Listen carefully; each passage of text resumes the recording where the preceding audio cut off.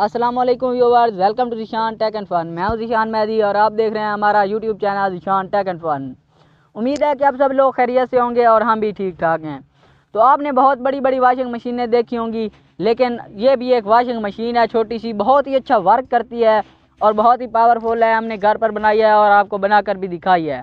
तो मज़ीद आगे बढ़ने से पहले आपसे गुजारिश है कि हमारे चैनल को सब्सक्राइब करके घंटी को ऑल पर सिलेक्ट कर लें ताकि हमारी हर नई आने वाली वीडियो आप तक पहुँच सके। तो हम मज़ीद आगे बढ़ते हैं और आपको एक खूबसूरत सी ये छोटी सी वॉशिंग मशीन जो मोटरसाइकिल की बैटरी पर चलती है बनाकर दिखाते हैं।